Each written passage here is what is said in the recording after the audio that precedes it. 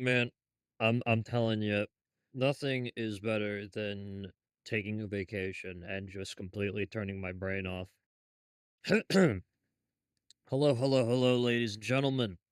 You are listening to the latest episode of Connor Talks Games, your one-way stop for Connor Talks Games, simple as that. Please be sure to follow our social medias, particularly our Instagram and our website, and of course the Spotify to get the latest on not only your favorite podcast, but also whatever project that we are cooking up from the pits of hell. Let's get right into it. So, kind of real quick, let's give you an update because it's been a little over a week since all you heard my majestic voice. I've actually just got back from vacation. I went to Long Island. It was very nice. I went around. I went to an arcade. I had a lot of good food, and I bought a shit ton of merchandise. I don't know if you heard that, but that is me dropping one, two, three, four, five, 6 games from the 7th gen and 8th gen consoles, respectively. For those of you who are not on the bourgeois, that is the Xbox 360 and the Xbox One specifically. Of course, picked up the Warhammer 40,000 Black Library art book. Got that in my collection somewhere. I was lugging around a massive suitcase full of all kinds of goodies, and I was taking 3 trains from 11 in the morning to what is now 6:28 p.m. as of recording this session. I am tired. I haven't actually even bothered to eat yet because, unlike most people, I'm insane and couldn't wait to tell about my experiences. No, I'm saying that because I got into recording this.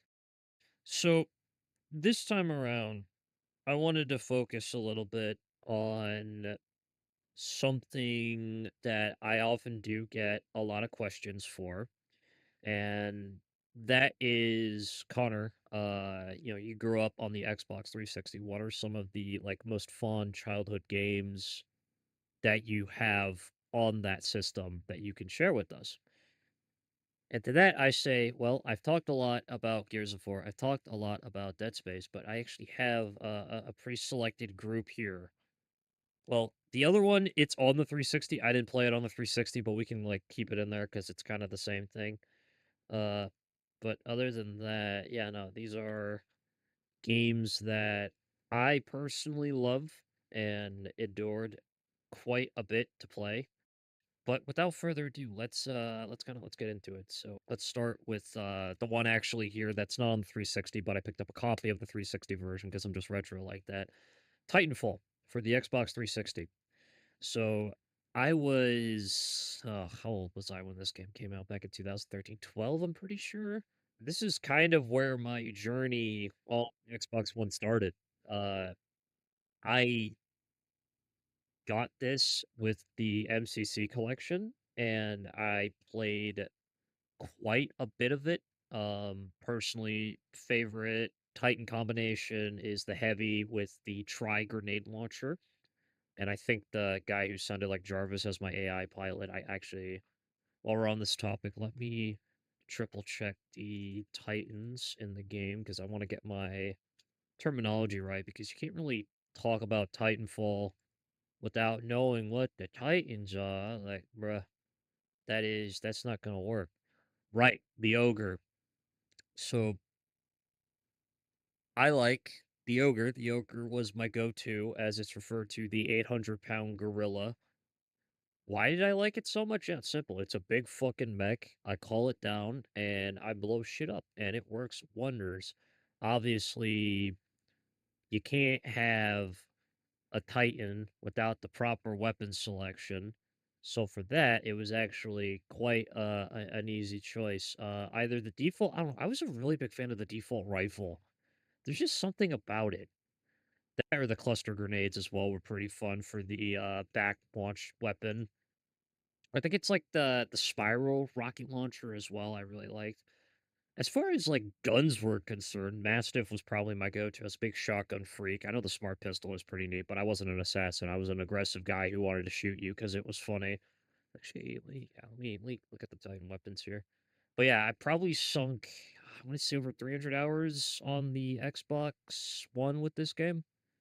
It's not like my craziest game, but personally, it holds a rather special place in my heart that I genuinely enjoyed and think that, it needs to get a third game.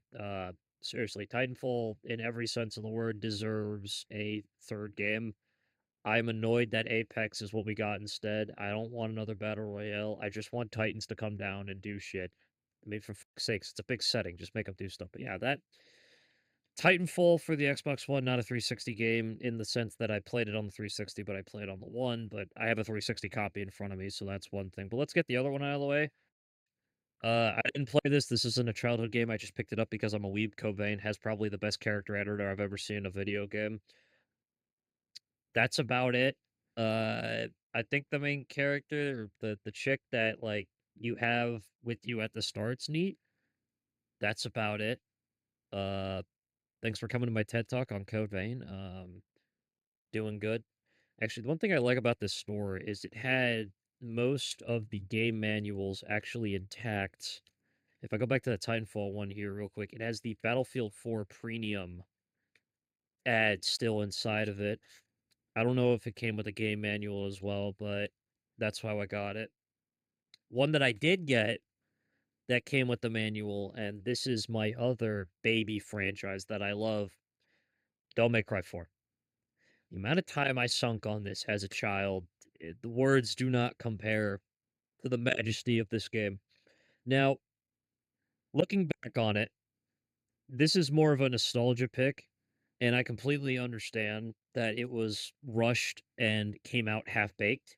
There are a lot of story issues and the inconsistencies with certain plot points, but, like, dude, dude, it came with they just don't include game manuals like this anymore. Alright, I'm reading through it right now, and it's like, "Welcome to Fortunia. Welcome to basic actions. Here's a thing you can do. Game screen. Special moves. The Dante game screen."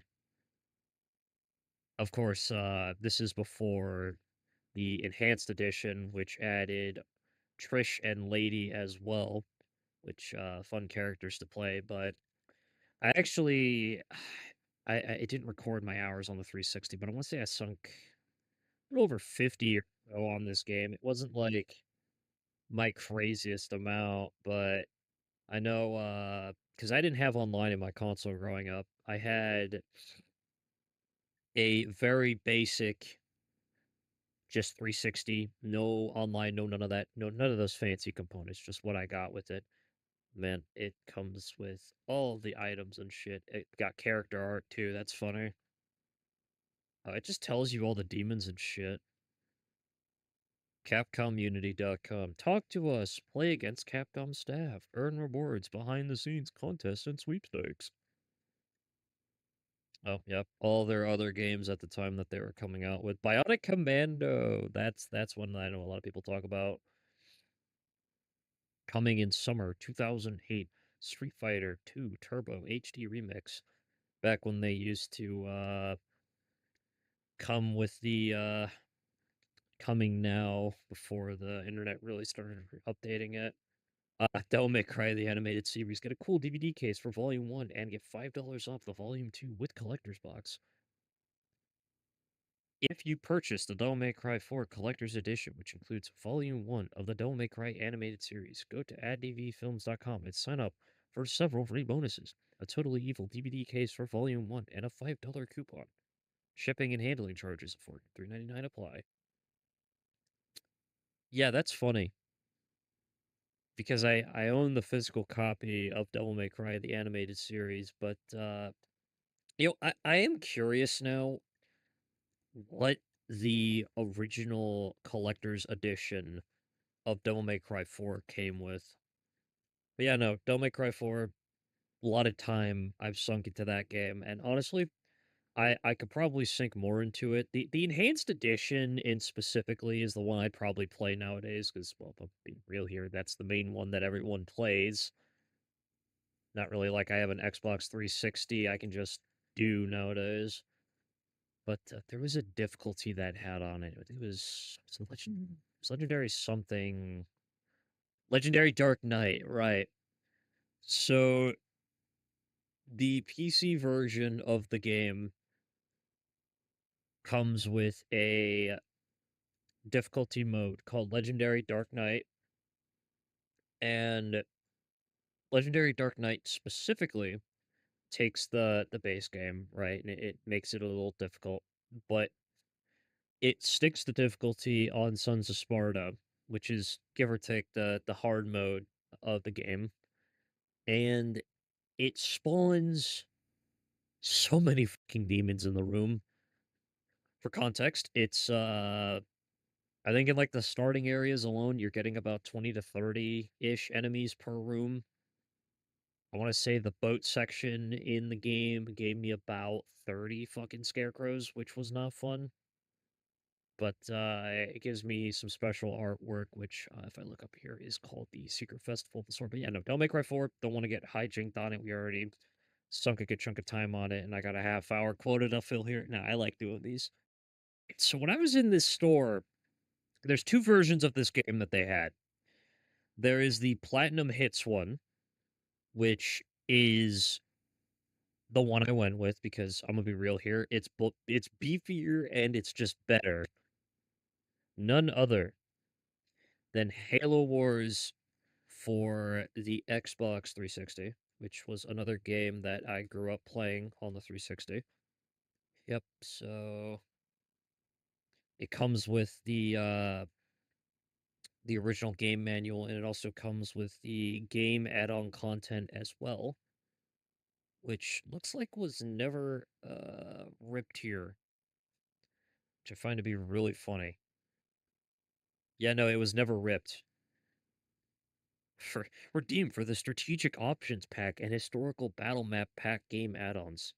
Even though the definitive edition on the PC comes with everything. Oh, yep, and yep, just looking through the art right now. We have all the UNSC units, the different vehicle options, co-op resources, unit types, moving orders, heads-up display. The key on half of this stuff is listening for audio cues. Yeah, pretty much. My favorite go-to character was playing on Blood Gulch, playing good old-fashioned Forge, and bum rushing for Grizzlies. Now, Grizzlies aren't better than Scorpions, which is like weird. I always thought that was wonky, but it's like, eh? It's not like it's not bad.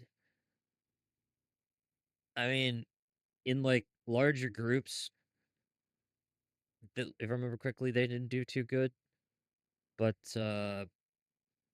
if you're kind of like more or less willing to put in the time, Grizzlies are the way to go. And I mean, like on top of that, it's funny as shit. Seriously, you have no idea how funny it is. Grizzlies are when it just deletes everything. But I remember watching a video on them just being pitted against other units, and as it turns out, they lost nearly every single 3v3 that they showed up in, which is sad, incredibly sad, because it's a grizzly. It's the big double barrel tank with the fucking the two 120 millimeter cannons and the big machine guns and the fucking missile launchers. I'm just sad. Okay, look, all right, it was a cool thing. Another thing I always enjoyed about it is the Covenant's superpowers as well. I don't know if anyone here is ever gonna have the chance, but the game usually goes on sale for like $5 on Steam. You do not know how much fun it is to have 3 Covenant leaders on the high ground map and just have them go completely apeshit with brute chieftains. It's amazing. It's beautiful. You must do it. This is not a concern for the mortals. This is a concern for us enlightened folk. Get yourself some damn brute chieftains, get on a map, and start getting that bastard up to veterancy level 3. But, Hell Wars, that's story was great. The flood or the flood. They didn't do good against vehicles. That's my TED talk on that game. All right, we only got two more here, so let's see what we got. All right, that's another one game, but how about we start with this? Ah, now this takes me back. None other than Earth Defense Force Insect Armageddon. This brings me back right here. Yep, 300 weapons, thousands of bugs and robots to kill, 3 to 6 online player cup. Earth Defense Force has always been like weird to me because it's this batshit insane game where you're being attacked by like robots and fucking massive ass guys in suits and shit and bugs, so many bugs. But it makes sense if in a weird sort of way. You know, like, oh, yeah, this is totally just something that I could imagine happening to me in Japan. I'm being accosted by a harvester ant. Unfortunately, this one did not come with the game case, but I'm actually looking at the disc right now, and wow, yeah, damn, who actually do not make illegal copies of this disc? Well, I don't know about that because I probably burned a couple of those growing up. But to put it in perspective, so Earth Defense Force Insect Armageddon is a cooperative horde-based shooter where you can pick between four distinctive classes. Here, let me. There was like the basic foot grunt. Their entire thing is that they have like the greatest selection of weapons, but they are pretty basic as far as everything else is concerned. They don't really got too much in the way of special abilities. It's just I have a really cool gun. This gun does things. I'm going to shoot it at you. You are going to stop breathing. It's going to be great. The heavy is a hyper heavily armored character whose main shtick is that they blast and shoot and destroy everything in front of them. Obviously, you are slower than piss. And that is not exactly great when you're trying to go around. In fact, I will say, okay, actually, I have it up here. Okay, so it's called Battle. Yeah, no, I remember. Use highly explosive weapons that, like, a lot of your weapon options are pretty much, I just want to delete this entire area of the map. I want to remove you from the census. I want to kill you. Please stop existing. Do me a favor. Delete yourself. And then they have a fun area of effect weapon that like blasts and zaps bugs and robots just in front of them, which is really funny to me. The other class after that is Jet, which is it's an homage to the other one, Pale Wing. Yeah, Pale Wing from Global Defense Force. Your shtick there is that you have light armor.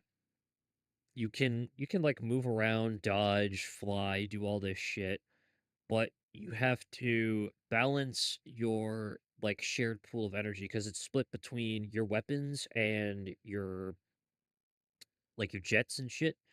So it could be like, okay, do I want to reload my gun or do I want to dodge out of the way of this guy coming at you? As someone who plays Monster Hunter, I can definitely assure you because it is definitely a very infectious thing.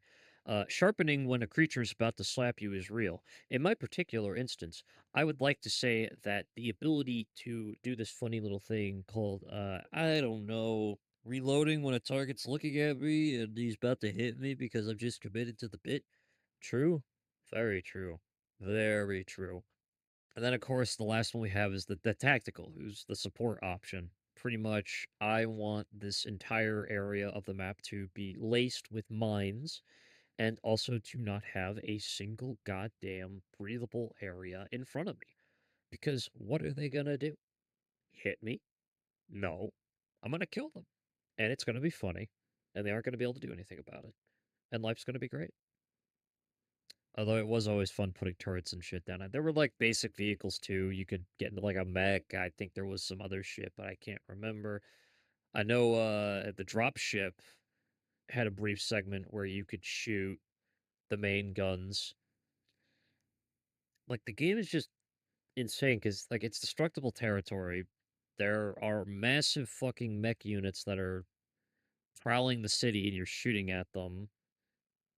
and then you just top it all off by blasting them back to hell. Of course, it also had a increased tier system, so each tier of level of weapons that you equipped and unlocked, your class health goes up, you're improved, everything gets better. Now, the only thing that I thought was really funny is that the game had a really goofy ending because it was split into three chapters, and the last mission in the game is like you and your squad fighting off as many fucking enemies as you possibly can before this big explosion just happens. And I think it's at the higher difficulty. Yeah, no. I never beat it, but like I read later, at any difficulty lower than the hardest, if you beat it and you complete the mission, you just die. That's that. Like you get out and then you explode, and that's that. There is no this, there is no that. It's just game, set, match. But on the higher difficulties, it is revealed that, hey, we did the job and we did it well. And that's okay. But yeah, honestly, I just thought that was pretty goofy and funny. Hold on, what? Let me look up the name of this big son of a bitch. He was a big fella. Right, the fucking Hectors, which were the big robot dudes that are introduced later on in the game. They shoot you with like big guns and shit, and they walk around and they break crap and they explode and attack buildings. It's all pretty crazy and fun, all things considered. There was another enemy, the Daddy Longlegs, right? This who walks around on multiple legs. And in order to damage him, you have to shoot up underneath when his hatch opens up because damage. And it's terrifying because harvestman spiders are scary, and I don't like them. Anyway, the final game we actually have on the list today is Near Replicant. So, same situation. I've never played this game. Never played this game. I have it on my fucking like, yeah, no, I have it on my one now because I purchased it, but never played it, so can't really comment on that front. But I want to like comment real quick on the Xbox One in comparison to the other games. So the one with its rendition, it started taking the games, the game like what's it called? It started taking the game manuals and the discs and it's inverted the positions. So originally when you get a Xbox 360 game, for those who do not know, the disc would be on the right, and to your left you would get the game manual or well what other gubbins the game came with. In this instance, that is not the case. It was swapped to the other position, and that was that. I'm actually looking at the game here right now, and it came with some advertisement materials for Heaven Sod with more jobs, a new race, and the level cap increased. Never played it, don't know. Final Fantasy 14 online. No, thank you. A timeless JRPG experience. Romancing. Salsa. Reavers. I don't know what that game is. I've never played it in my life. Or Square Enix stuff. Honestly, I don't play too many games by them nowadays, just not on the prerogative, but it's good to know. And then, of course, we have a Square Enix members thing here. You've earned 25 members reward points. Yeah, I don't know what I'm going to do with that. I'll look at it. It's funny. Near Replicant Warning Book. So actually something that I played Autonoma, but something I always thought was interesting is that the setting has a very big focus on magic. But something that I've always just been kind of curious about is like, do the whatever happened to the salt zombies? They existed. They were a thing. You know what happened? Did they all just die or something? I mean, I know Japan had them and we quarantined them, but I don't know. I just thought that was kind of funny. Oop, so we might be adding this one just a little bit early. Mm. But I figured in this little unhinged rant of gaming bullshit, somebody here found something a little bit useful. Probably nothing, but you don't know. You never know. Anyhow, my name is Connor. This has been Connor Talks Games. Please follow our main socials through our link tree that will be included in the description at the end of the video. And of course, be sure to keep your notification settings on so you get to listen to this lovely voice. Anyhow, my name is Connor. Have a good one.